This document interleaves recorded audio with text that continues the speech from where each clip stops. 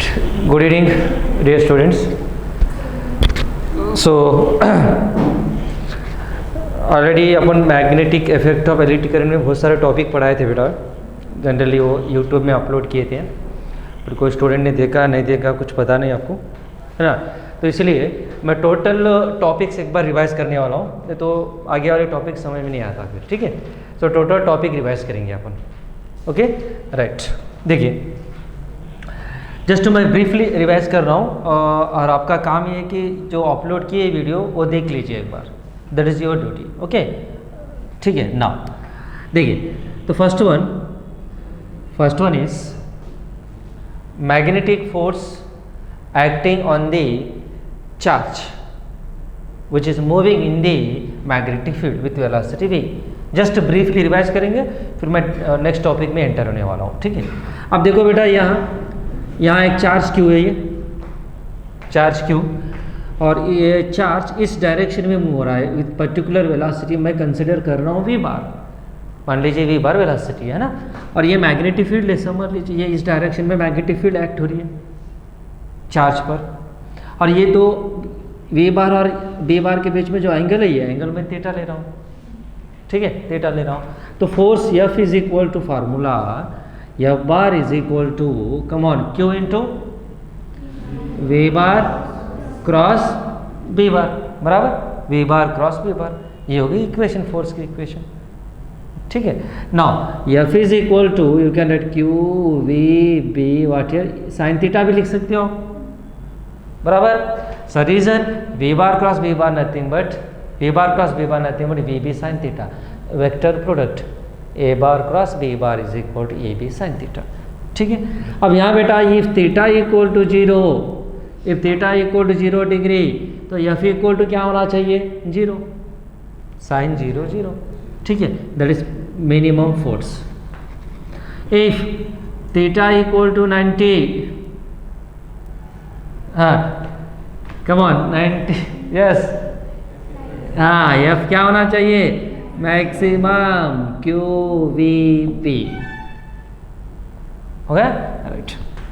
ये होगा first formula. और यहाँ एक इंपॉर्टेंट पॉइंट, सर मुझे अब फोर्स की डायरेक्शन चाहिए. ठीक है, वेलोसिटी किस डायरेक्शन है, ये B बार की डायरेक्शन. फोर्स किस डायरेक्शन में एक्ट हो रहा है चार्ज पर, क्या होना चाहिए, फोर्स की डायरेक्शन क्या होना चाहिए. ओके सो ये मुझे फोर्स डायरेक्शन फाइंड आउट करने के लिए क्या यूज करते बेटा अपन, force direction is given by, come on बताओ क्या ना, Fleming left hand rule. Fleming left hand rule, the direction of magnetic force okay is given by this Fleming left hand rule. ठीक है. Sir what is the Fleming left hand rule. Fleming left hand rule tells us that if we stretch forefinger, middle finger, thumb in a perpendicular direction. देखो ध्यान से, जब बेटा ये जो four finger है ना, ये क्या रिप्रेजेंट कर रहा है, फोर फिंगर B बार क्या रिप्रेजेंट कर रहा है, B बार. और मिडिल फिंगर क्या रिप्रेजेंट कर रहा है, पॉजिटिव चार्ज का मोशन, क्या पॉजिटिव चार्ज. थंब क्या रिप्रेजेंट कर रहा है, फोर्स, फोर्स के डायरेक्शन. ठीक है. मान लीजिए मैं एक एग्जांपल लेके आपको समझा रहा हूँ. देखो एग्जांपल, सपोज बेटा ये मैग्नेटिक फील्ड है, ये मैग्नेटिक फील्ड है, किस डायरेक्शन में है, इनटू द प्लेन. क्रॉस की मीनिंग क्या है, क्रॉस की मीनिंग इनटू द प्लेन, ये हो गया into the plane B bar, cross की मीनिंग. ठीक है. अब एक पॉजिटिव चार्ज ऐसे मूव हो रहा है विथ वेलोसिटी V बार. अब मुझे बताओ डायरेक्शन ऑफ फोर्स क्या होना चाहिए. Fleming left hand rule apply कर दो. Come on apply the Fleming left hand rule. देखिए ये B बार है, ये पॉजिटिव चार्ज, देखो पॉजिटिव चार्ज है, नेगेटिव चार्ज है तो उल्टा करना चाहिए. पॉजिटिव चार्ज, ये हो गई फोर्स की डायरेक्शन. तो कम ऑन देखो ये B bar into the plane, ये फोर्स की डायरेक्शन, ये पॉजिटिव चार्ज की डायरेक्शन, फोर्स किस डायरेक्शन में एक्ट हो रहा है. देखो ये, देखो ये पॉजिटिव चार्ज, ये फोर्स, ये B बार, तो फोर्स किस डायरेक्शन में एक्ट हो रहा है, ये पॉजिटिव क्या अपवर्ड डायरेक्शन. मान लीजिए ये प्रोटॉन है तो ये डायरेक्शन में, इलेक्ट्रॉन है तो फिर डाउनवर्ड लेना चाहिए. ये पॉजिटिव चार्ज के लिए ही अप्लाई करना चाहिए, नेगेटिव चार्ज के लिए उल्टा कर दो बस, सिंपल सी बात है, ठीक है। नाउ तो अब फोर्स के डायरेक्शन क्या होना चाहिए, इस डायरेक्शन में एक्ट होना चाहिए। अब देखो बेटा ये एफ बार और ये वी बार दोनों कैसे परपेंडिकुलर है कि नहीं, और याद रखिए फोर्स और वेलोसिटी दोनों परपेंडिकुलर है तो चार्ज की पाथ क्या होना चाहिए, सर्कुलर पाथ होना चाहिए, क्योंकि ऑलरेडी आपको सर्कुलर मोशन में मैंने एक्सप्लेन किया था। ये सर्कुलर मोशन में देखो ये सेंटर, ये सेंट्रीपेटल फोर्स एफ बार और ये हो गए वेलोसिटी वी बार, ये परपेंडिकुलर है ना, परपेंडिकुलर, तो वेलोसिटी फोर्स ये दोनों परपेंडिकुलर है, तो फिर क्या होना चाहिए, हाँ, charge must be follows the circular path. अब ये क्लॉकवाइज, फिर क्लॉकवाइज डायरेक्शन या एंटी क्लॉकवाइज डायरेक्शन, देखो इस डायरेक्शन में फोर्स एक्ट हो रही है तो इसी पाथ फॉलो होना चाहिए, क्या होना चाहिए, क्लॉकवाइज होना चाहिए। समझा कि नहीं कॉन्सेप्ट, क्लॉकवाइज। मान लीजिए ये चार्ज नेगेटिव चार्ज है, यही मैग्नेटिक फील्ड, यही magnetic field into the plane, ठीक है। अब यहाँ मैं नेगेटिव चार्ज ले रहा हूँ, माइनस क्यू ले रहा हूँ, इलेक्ट्रॉन ले लीजिए। अब बताओ फोर्स की डायरेक्शन क्या होना चाहिए, डाउनवर्ड्स होना चाहिए, डाउनवर्ड्स। ये फोर्स की डायरेक्शन एफ बार, बराबर एफ बार, तो अब ये रिचार्ज क्या होना, फिर एंटी क्लॉकवाइज डायरेक्शन में मूव होना चाहिए, क्या होना चाहिए, एंटी क्लॉकवाइज डायरेक्शन में मूव होना चाहिए, ओके राइट। नाउ ये होगा Fleming left hand rule, Fleming left hand rule के बारे में discussion. Second, force acting on the conductor. अब ये कंडक्टर ऐसे मैं प्लेस कर रहा हूँ ऑफ लेंथ एल, और इस डायरेक्शन में करंट फ्लो हो रहा है, और ये बी बार की डायरेक्शन, ये एंगल थीटा समझ लीजिए। जो force acting on this conductor is given by F bar is equal to, come on, yes, I L bar cross B bar. एक सेकंड फार्मूला ऑलरेडी मैंने एक डिस्कस किया था ये, इसलिए वो एक वीडियो देख लीजिए जो अपन अपलोड किए ना, वो वीडियो एक बार देख लीजिए, you can get the clear idea, ठीक है। जस्ट मैं रिवाइज कर रहा हूँ यहाँ एल बार। मैं सर एल बार क्यों लिख रहा हूँ, एल बार क्या है, एक्चुअल एल तो लेंथ है, लेंथ तो स्केलर क्वांटिटी, तो भी मैं एल बार लिख रहा हूँ वेक्टर नोटेशन, क्योंकि एल बार क्या रिप्रेजेंट कर रहा है, यहाँ करंट की डायरेक्शन रिप्रेजेंट कर रहा है। एल बार क्या रिप्रेजेंट कर रहा है, करंट की डायरेक्शन, तो इसलिए ये फॉर्मूला याद रखिए, ठीक है। और F is equal to I L B sine theta, ये होगा सेकंड फॉर्मूला, ठीक है। Next third formula is torque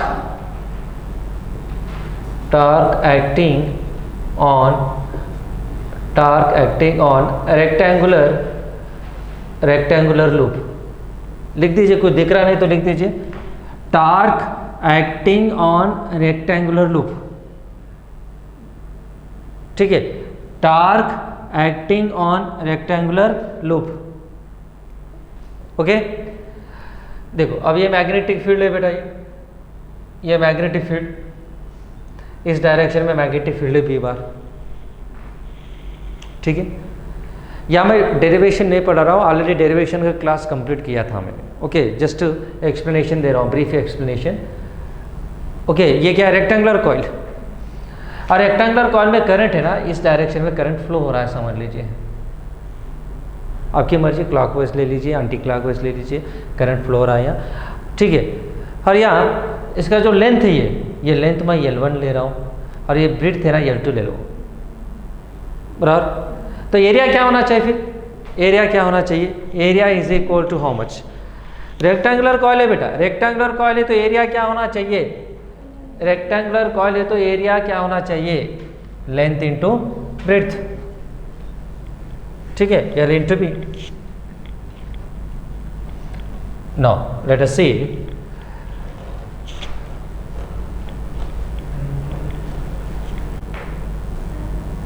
हाँ, L2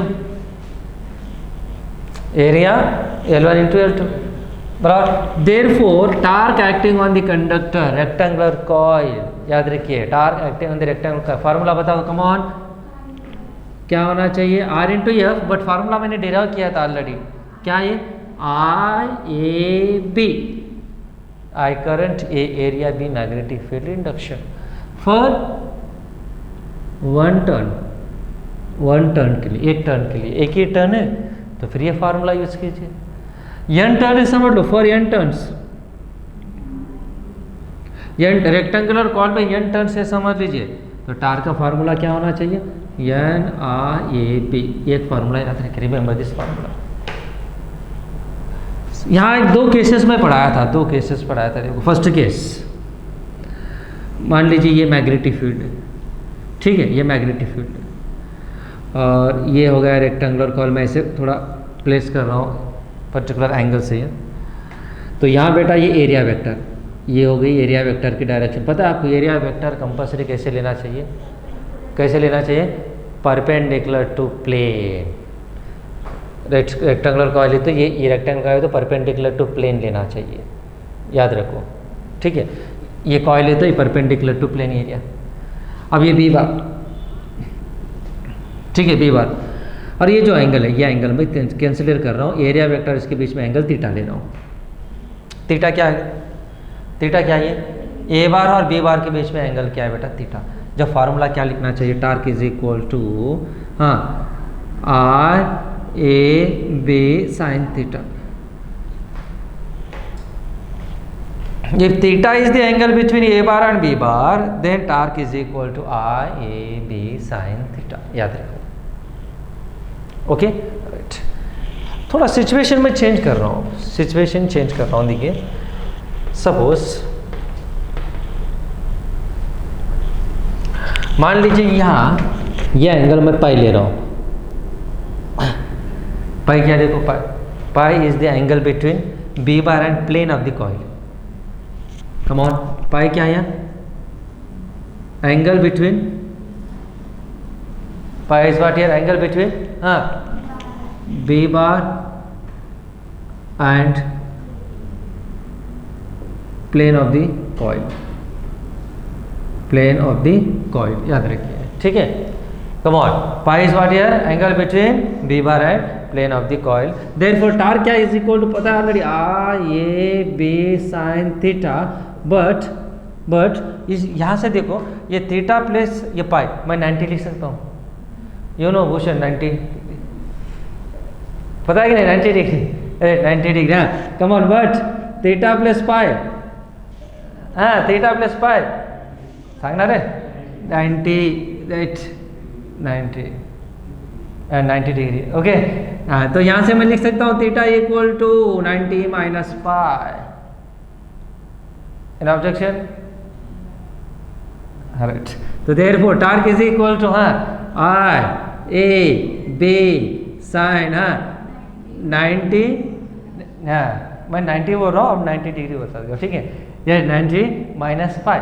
तो torque is equal to I A B sine 90 minus pi cos pi, cos pi होगा ये, simple याद रखो, 2 फार्मूले यूज करना चाहिए, ठीक है।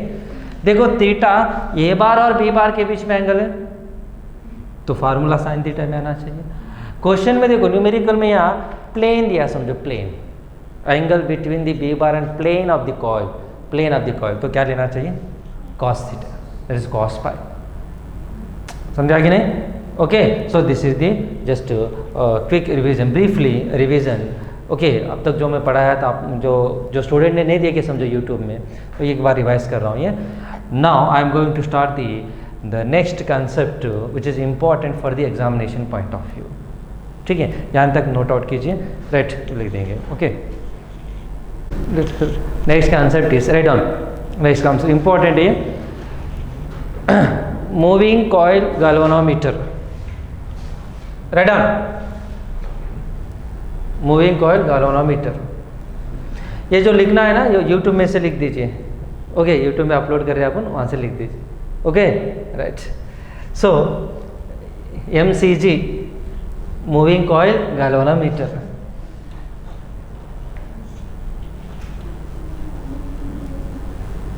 Right, listen, next one is MCG। क्या है MCG, मूविंग कॉइल गैल्वेनोमीटर।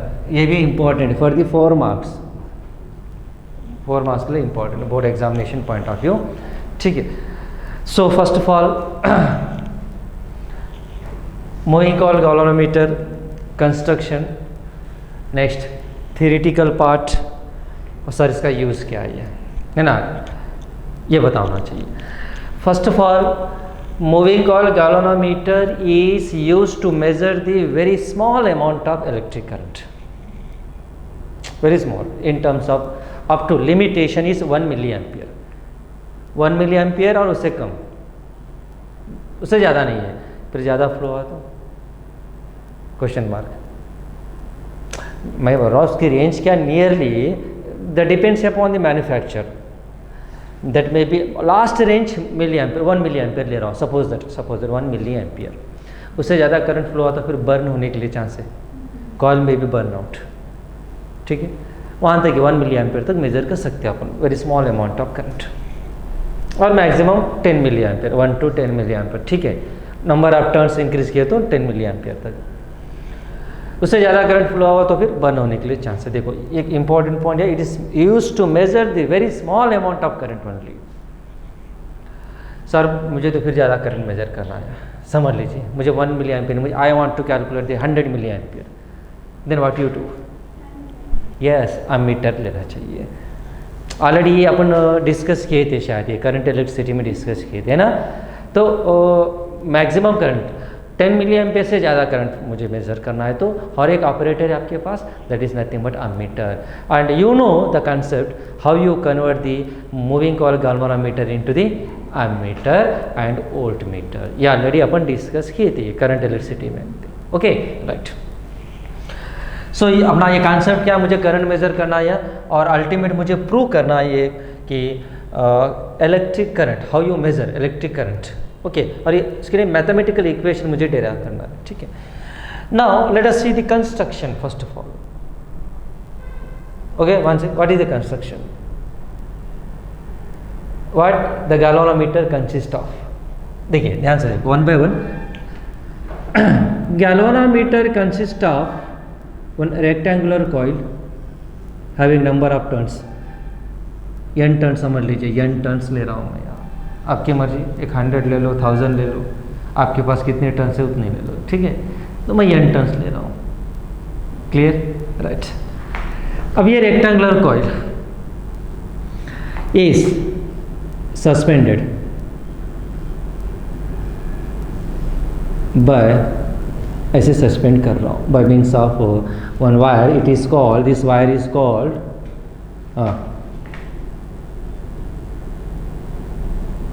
क्या ये, फॉस्फर ब्रॉन्ज वायर. क्या है, फॉस्फर ब्रॉन्ज वायर. सर ये वायर ही क्यों ले रही है, क्वेश्चन मार्क. क्या स्पेशलिटी है, कुछ तो होंगी ना स्पेशलिटी, है ना. नहीं तो आपके पास आयरन वायर है, कॉपर वायर है, सब बहुत सारे वायर है, पर यही वायर क्यों सेलेक्ट किए, ये भी डाउट आ गया है ना क्वेश्चन. Yes very good. तो why you are taking means the reason is it has more, why, याद करो पुराने दिन, इलास्टिसिटी चैप्टर भूल गए पुटे, बस लॉकडाउन में भूल गए सब. उधर लॉकडाउन, अपना भी लॉकडाउन, ये भी लॉकडाउन है. इसको थोड़ा आप करो, डाउन मत कीजिए. हाँ, more, Y means Young's modulus, B dynamic है, Young's modulus, more Young's modulus and less eta. Eta means not bulk modulus, eta means, हो गया भूल गए, ईटा, ईटा, सब ईटा को टाटा कर दिए पुट्टी. ईटा मीन्स, अरे देवा देवा देवा, गुड गुड. हाँ, eta means yes modulus of rigidity. Good. हाँ, eta means modulus of rigidity. इतनी जल्दी भूल गए बाबा. हाँ, Y Young's modulus, eta rigidity modulus, बराबर है. राइट सर, इसका फिर फायदा क्या, more Young's modulus means what, उसकी मीनिंग क्या. Young's modulus formula, come on, y is equal formula F by ये capital L by small L. अरे देवा, बराबर है. हाँ, y inversely proportional to elongation, more y less elongation. more wire, less elongation. Even though you suspend this some weight to the end of the wire, the elongation is very very small. That is the meaning. नहीं तो फिर आपने suspend कर दिया, wire elongate हुआ तो फिर experiment can not show the correct reading. Must be tight. Okay, यहाँ सस्पेंड कर रहा तो वायर का elongation क्या है? It's very very small. Why? Because it has Y maximum value, more value. Eta कम है तो इसकी मीनिंग क्या? Less eta means eta is equal to, बताया आपको, F upon A theta. Eta is inversely proportional to what? Theta. More rotation. Theta means what? Angle, deflection angle. Even though very small amount of force is act, it will rotate more, deflect more. Theta क्या? Deflection है, deflect more. That is the speciality, याद रखो. Clear? ये होगा wire का discussion. और sir ये यम क्या है? यम कुछ समझेगा. यम क्या? यम एक मिरर है. एक क्या? मिरर. It is mirror. इसका काम क्या है फिर मैं पढ़ाता हूँ इसको. देखो, ओके, लास्ट में देखेंगे कंक्लूजन मिरर का काम क्या है. ठीक है, ओके. देखो याद रखो, प्लेन मिरर एक लाइक दिस सर्कल फॉर्म में. ठीक है, और एक रेक्टेंगुलर कॉइल. तो थोड़ा बड़ी हो गई कॉइल, छोटा कर देंगे. ठीक है, लाइक दिस. नाउ ये रेक्टेंगुलर कॉइल क्या कर रहा हूँ? ऐसे प्लेस कर रहा हूँ. कहाँ प्लेस कर रहा हूँ? In between the two magnetic poles. It is north. It is in the form of what here? It is what? Horseshoe type magnet. What here? Horseshoe type magnet. Sir, ये magnet क्यों ले रहे होगा? Question. Why? Because this is produce the radial magnetic field. Radial magnetic field meaning. Radial magnetic field means the magnetic force lines are converges at point. अब देखो, इस point पर ऐसे कन्वर्ज हो रहे, समझ लीजिए, magnetic force line. It makes some angle theta. This is nothing but radial magnetic field. Converge होना, एक पॉइंट पर कॉन्सेंट्रेट होना है, that is called radial magnetic field. ठीक है. अब मैक्सिमम कॉन्सेंट्रेट के लिए, रेडियल मैग्नेटिक फील्ड प्रोड्यूस करने के लिए मैं यहाँ एक आयरन कोर प्लेस कर रहा हूँ. आयरन कोर, ये होगा कोर. कोर में it is nothing but soft iron. क्या ये? Soft iron. सॉफ्ट आयरन याद रखिए, iron core. Sir soft iron की क्या है? रीजन क्या है? क्यों प्लेस कर रहे हो? Why? Because soft iron is the ferromagnetic substance.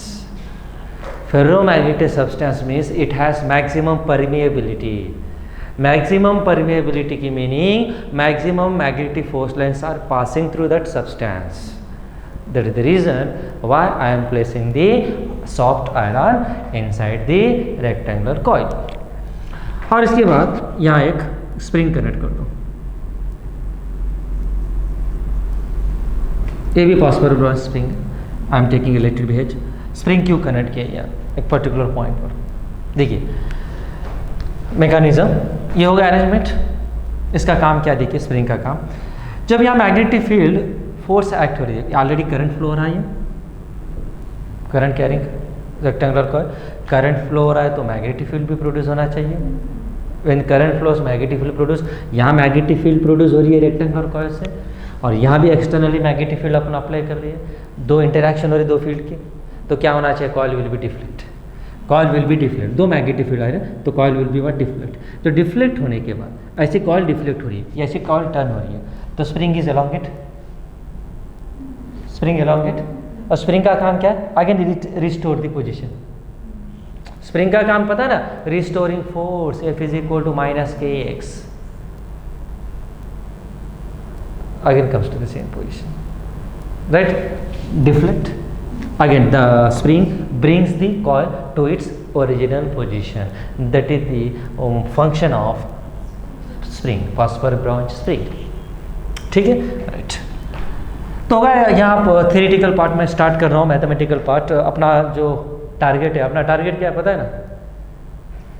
क्या टारगेट? JEE नीड तो पेपर नेक्स्ट. हाँ, target is I, current value find out करना है, करंट वैल्यू. ठीक है.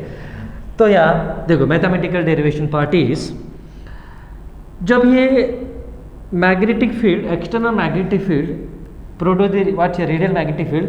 रेडियल फील्ड से जब डिफ्लेक्ट हो रहा है तो टार्क एक्ट हो रही है, कॉइल रोटेट हो रहा है. कॉइल कैसे रोटेट हो रहा है? कॉइल रोटेट हो रहा है तो टार्क एक्ट होना चाहिए. समझा कि नहीं? कॉइल रोटेट हो रहा है तो क्या होना चाहिए? टॉर्क एक्ट होना चाहिए. The torque is nothing but what? Deflecting torque. क्या है वो? Therefore deflecting torque, deflecting torque is equal to, formula पता है आपको? A is the area of the rectangular coil, I is the current flows. तो torque acting on the rectangular coil पता है formula? I A B. मैं theta equal to 0 ले रहा हूँ यहाँ, बी बार और इक्वल प्लेन के बीच में एंगल है ना 0 ले रहा हूँ. ठीक है, ये तो perpendicular, you can take care. Cos theta equal to 0 means पता है आपको? साइन थीटा नहीं है, कॉस थीटा में 0, कॉस पाई में 0 ले रहा हूँ. Angle between the water plane and magnetic field 0 ले रहा हूँ. ठीक है, और अब यहाँ से परपेंडिकुलर ले सकते हो आप. B bar and this coil is perpendicular, तो sine 90 degree is equal to 1.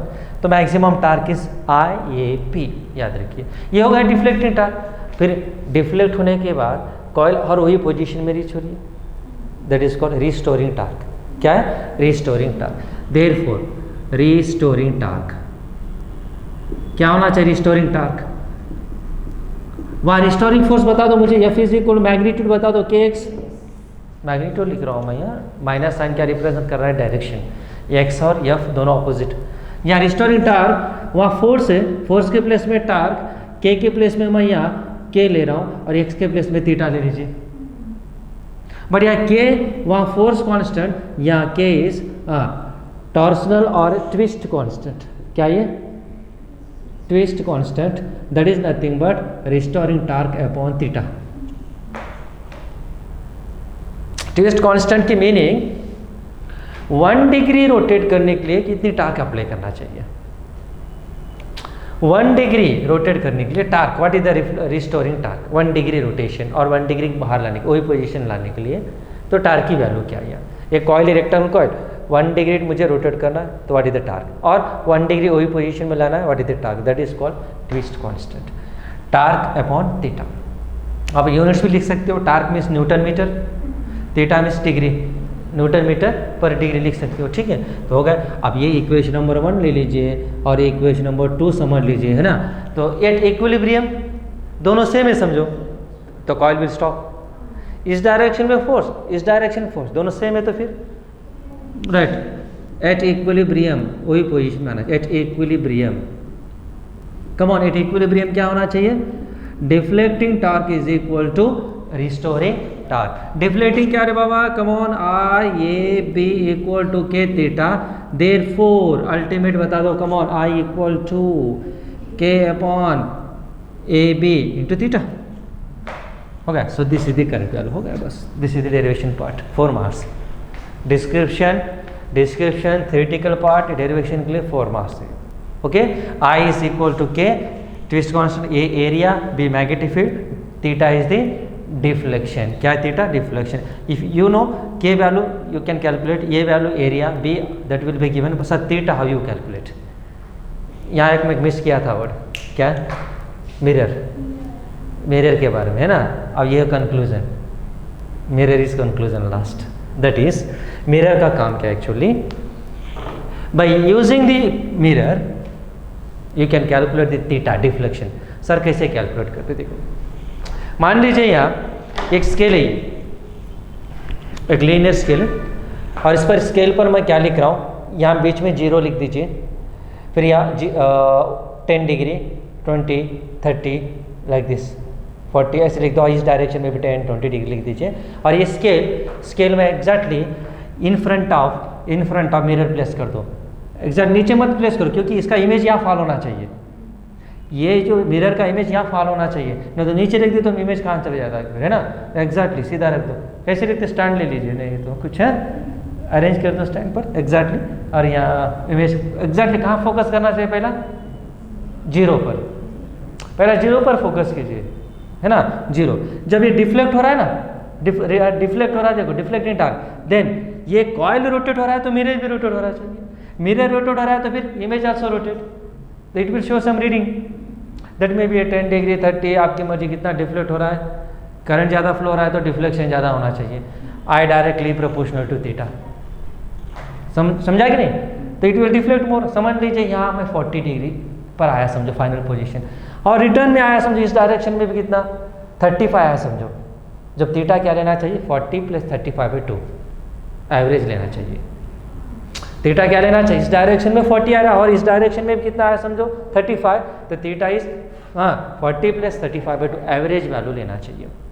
No problem, इस डायरेक्शन में 40 आ रहा है, इस डायरेक्शन में 40 आ रहा है और इस डायरेक्शन में 40 समझ लीजिए, तो आंसर 40 लिख दो, दोनों इक्वल है तो 40 लिख दीजिए। Remember that is the importance of plane mirror.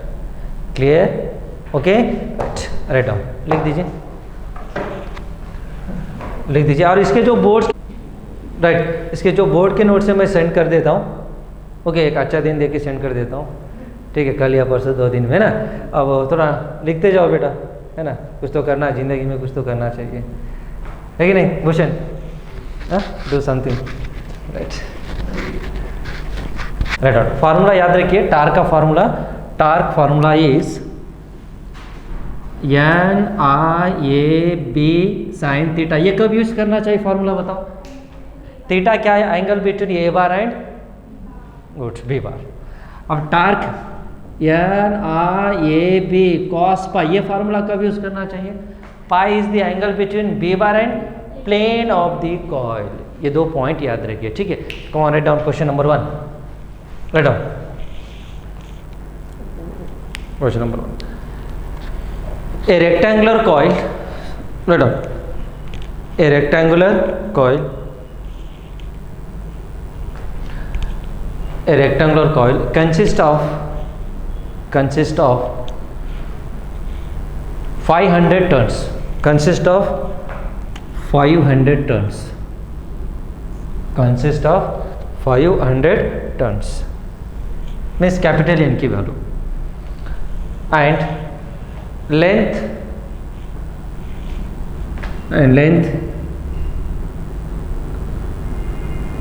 length is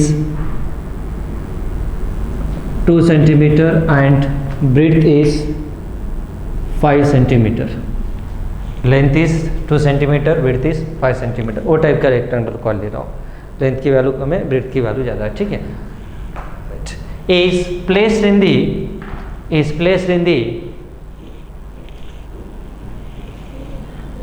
the magnetic field, is placed in the magnetic field of induction, 10 Tesla, 10 Tesla, okay, 10 Tesla, and the angle between B bar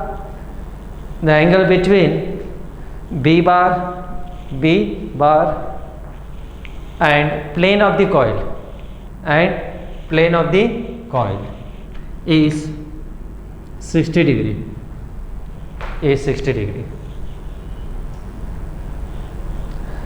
then find the torque acting on the coil,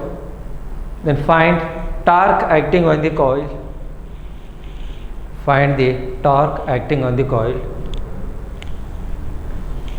if current flows through the coil is, if the current flows through the coil is 10 ampere,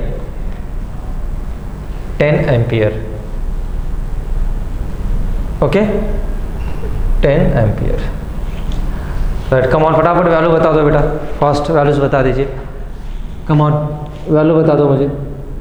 हाँ, N की value क्या बता दो, number of turns की value कितने, 500, ठीक है, right. Current की वैल्यू कितना है, राइट।